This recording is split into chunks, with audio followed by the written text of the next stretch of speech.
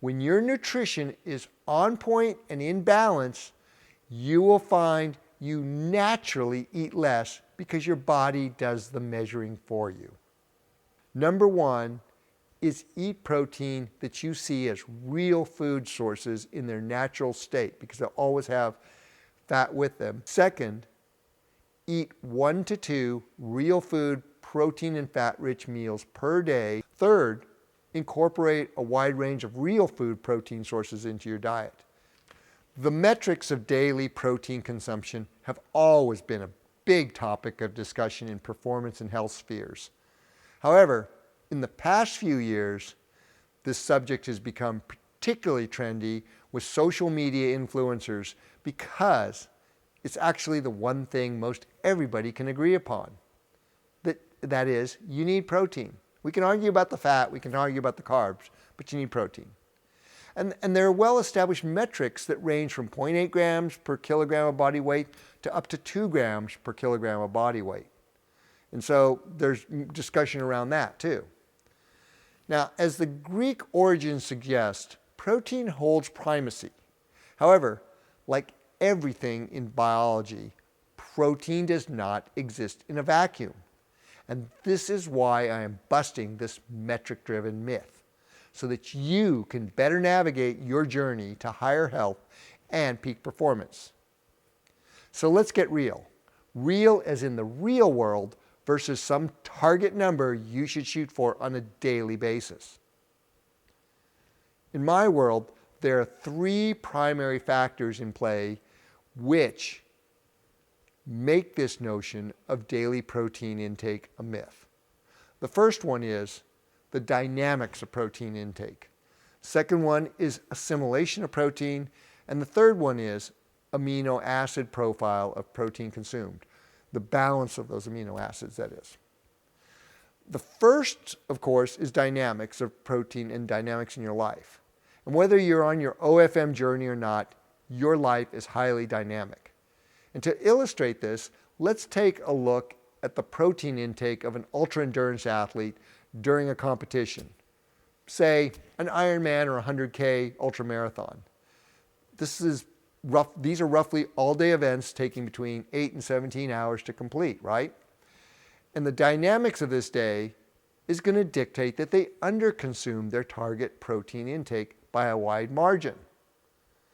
Now, I get it, because since most people don't have any immediate plans for an Ironman or 100K, let's do something a little more pedestrian, something a little less dramatic. Let's take a sedentary person who's taken their health seriously and has taken up intermittent fasting. Again, if they're doing a 20-hour fast, let alone a 24-hour or multi-day fast, they will be in a supposed protein deficit. Yet the overall health benefits of fasting are well documented, just like the benefits of exercise of those ultra-endurance athletes. See what I mean? On both ends of the spectrum, you're under-consuming. So while these examples are considered extreme, they clearly illustrate my point of how dynamic protein intake is. And just because you may have been in a deficit the day before due to a competition or a few days of a prolonged fast, this doesn't mean you should or can shotgun or overarch the amount of protein in your ensuing days. Your body doesn't work this way, which brings me to the second point, assimilation. Your body does not operate on simple metrics. We are talking biology, not engineering.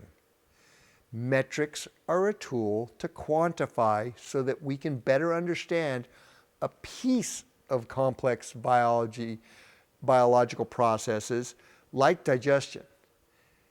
This is where protein assimilation comes into play.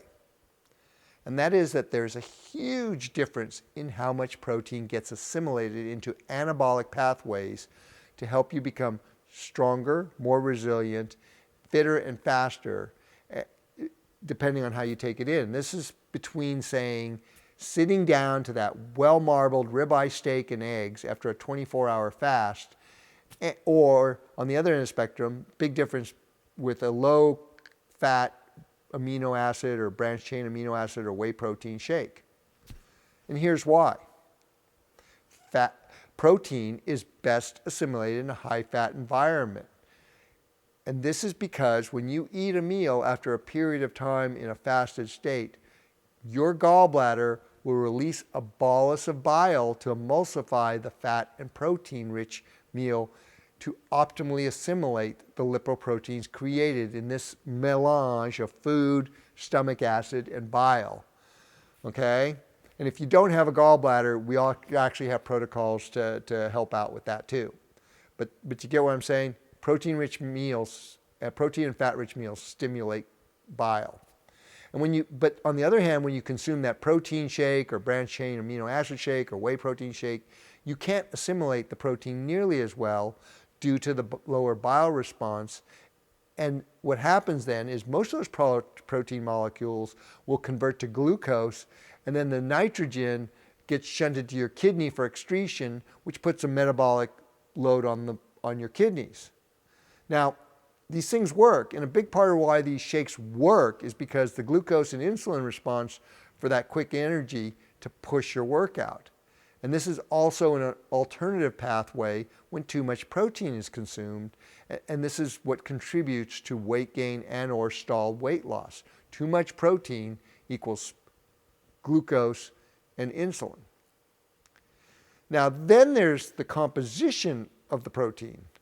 Your body needs a wide range of proteins and their constituent amino acids for optimal health, which is precisely why OFM focuses on nutritional balance over nutritional density. And we do this via the whole animal eating concept, or nose to tail, and probiotic foods, and focusing on stomach and gut health. Compositional profile is a never-ending rabbit hole. So let's just peek into that a little bit to pique your curiosity and not overwhelm you. Whether you are on a carnivore diet, eating a pound or more of muscle meat a day, or a plant-based diet, there are going to be some constituent amino acids either missing or out of balance in the diet to be optimal. Because our bodies are incredible, in particular the biome and that organ of alchemy, the liver, we actually can get by breaking down and recombining elements from food into what we need. But this is far from optimal when the foods we evolved to consume are missing from the diet. So that's why nose to tail balanced protein is so important. And a perfect example of this is gelatin, collagen-rich foods. These foods have all been eliminated from the modern Western diet, yet gelatin, collagen proteins constitute over a third of the protein in our body, and it's fairly high turnover proteins. So you get it? We have to have that balance. So the take home is there's some actions you can do.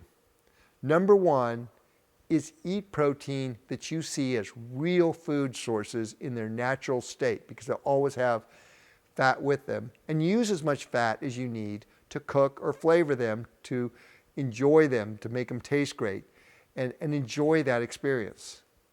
Second, eat 1 to 2 real food, protein and fat-rich meals per day, and fast between meals, no snacking, and you'll get a good bile response for good protein assimilation, and keep those bile ducts clean and functioning properly so you don't have gallstones, right? Third, incorporate a wide range of real food protein sources into your diet. The easiest way to accomplish this is via whole animal eating. But if you can't go there on organ meat or collagen-rich foods, supplement with a little bit of organ meat-based supplements and a lot of collagen of all types. Oh, and those metrics? Yep, that's the point. Eating is about living and not measuring. When your nutrition is on point and in balance, you will find you naturally eat less because your body does the measuring for you.